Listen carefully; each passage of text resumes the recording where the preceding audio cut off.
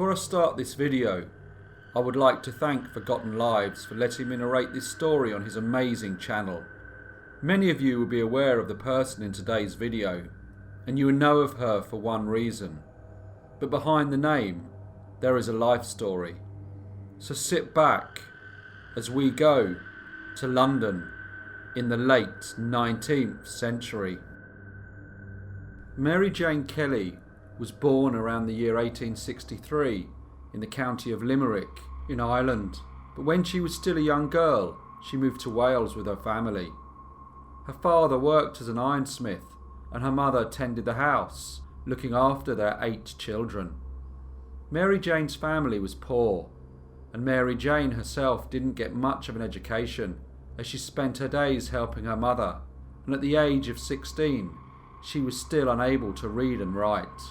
So with no real education and with no skills, her only hope of escaping her impoverished life was to get married to a man who had reasonable employment and would be able to provide her with the things that her parents were unable to.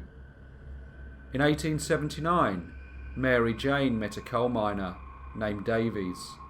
He was a hard-working man, and soon after meeting, they got married. Mary Jane was now able to have a better life, and like many married women in Victorian Britain, she stayed at home, cooking and cleaning and creating a homely atmosphere for her hard-working husband. Her life, however, suddenly changed when 3 years after she married, there was a fatal explosion in the coal mine, and one of the fatalities was her husband. Mary Jane was still a young woman, but she was also now a widow and on her own. She tried to find work and went to the Welsh capital, Cardiff, but illiterate and with no experience, she found it difficult to get a job. It was now the year 1884, and finding herself poor and homeless, Mary Jane took the decision to leave Wales and travel to London. She knew that there were many more work opportunities in London, but again she found finding employment difficult.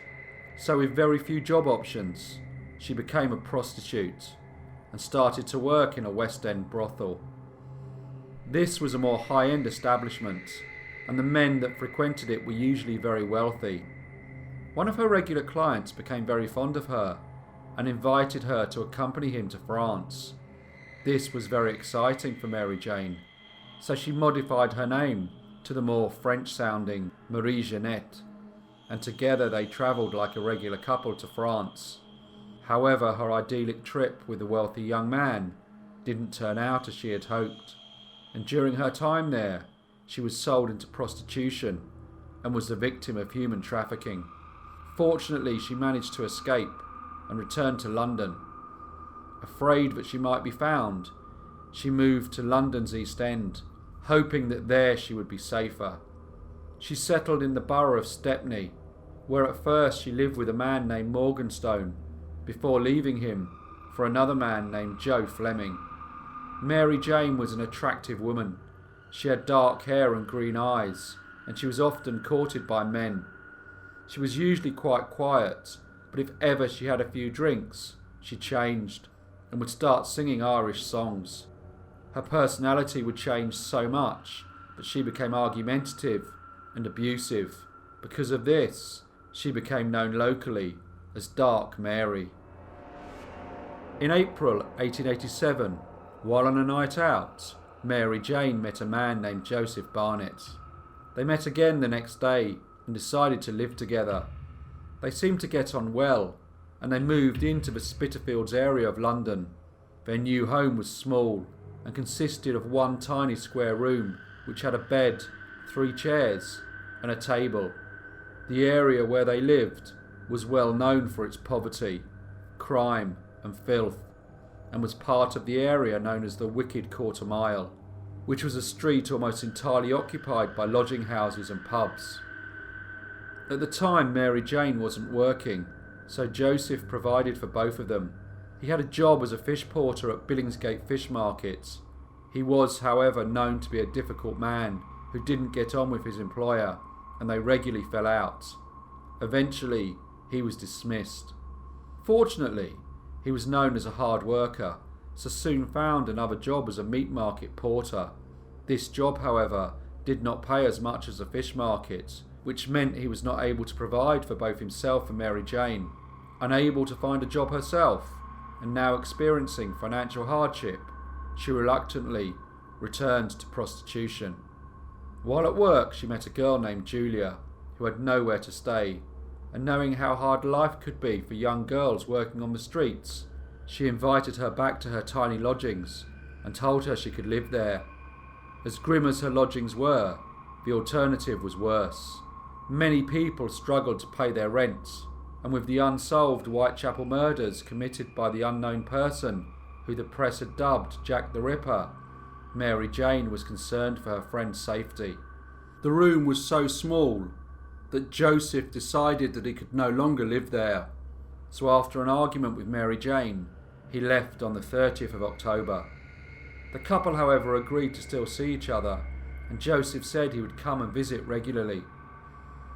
Just over a week later, on the evening of November the 8th, 1888, Joseph came to see Mary Jane, and he was accompanied by a friend named Maria Harvey.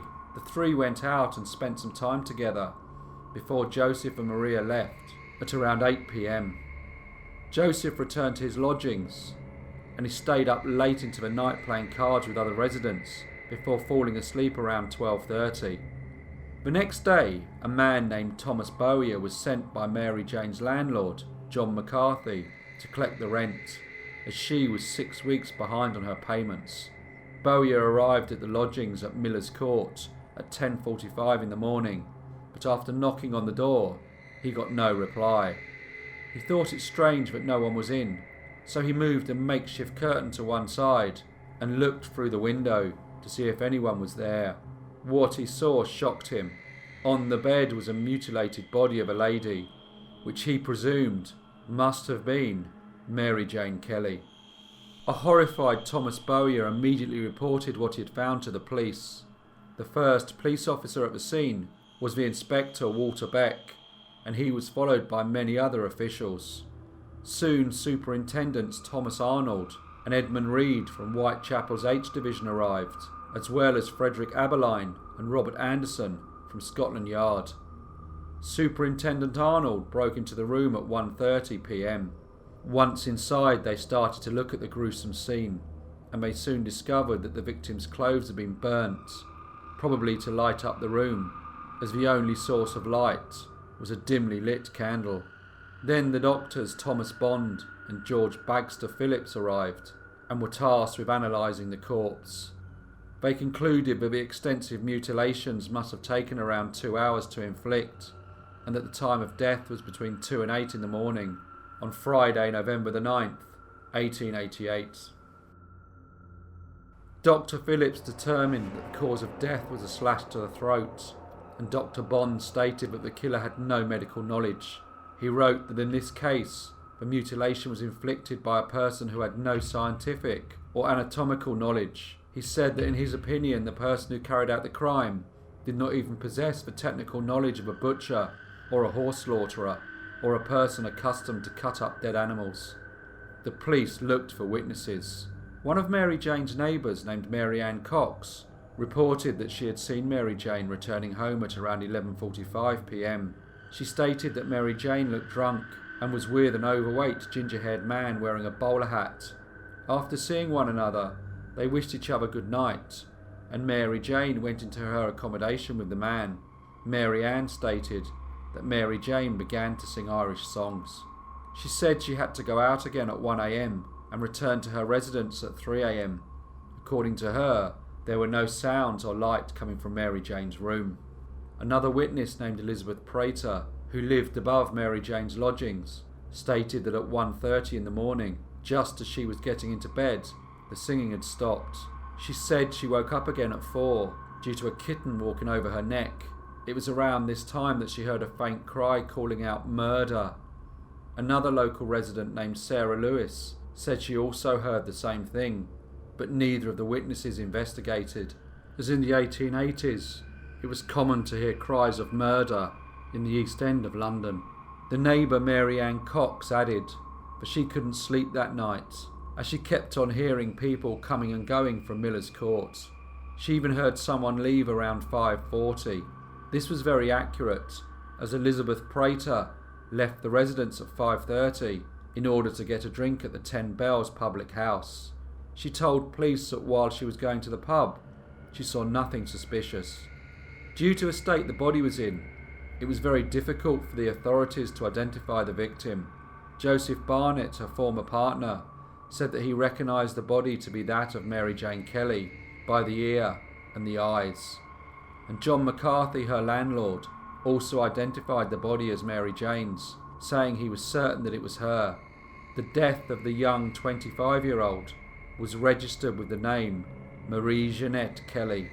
The police had no leads to find who committed this terrible crime, so on the 10th of November, the government issued a statement, hoping they would be able to find evidence on the killer. In the declaration they said that any accomplice that wasn't the person that had committed the crime would be pardoned if they bring forward information and evidence of the murderer or murderers. No one came forward. In the following days, the police completed extensive house-to-house inquiries and searches, but from this, no traces of the culprit were found.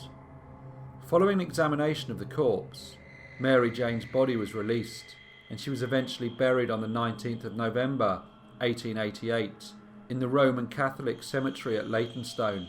At the funeral, none of her family members were in attendance. The police continued the investigation, and a new witness appeared. He was a labourer named George Hutchinson, who said he knew Mary Jane. He told the police that he saw her at around 2 in the morning, and that she had asked him for a loan, but he was broke so he couldn't help her. Following this, he states that she was approached by a man in the street, and after some talking, they headed back to her residence. Despite it being late at night and very dark out, he gave the police a detailed description of the man. George Hutchinson stated that the man was suspicious due to his strange appearance, as if he wasn't from the area. The police did, however, think that it was possible that this information provided by the new witness may have taken place on a different day, as it was some time after the murder that he actually came forward with the evidence. Despite the government offer, the importance of the case, and the huge police investigation that took place, no one was ever charged or tried for the murder of Mary Jane Kelly. Throughout the years, various theories have emerged regarding the identity behind the person that took her life. The two authors, Paul Harrison and Bruce Paley, proposed that it was her former partner, Joseph Barnett, that killed her in a jealous rage. They also suggested that he committed the other famous Whitechapel murders with the aim of scaring Mary Jane so she would leave the life of prostitution. Others suggest that Joseph Barnett only killed Mary Jane, and the reason behind the mutilation was to throw the police off and make them believe that the murderer was Jack the Ripper. However, it is unlikely that he was responsible, as following the murder, his clothes were examined for bloodstains, and he was questioned for a total of 4 hours. Despite this, there was no evidence that linked him to the crime, so he was released without charge.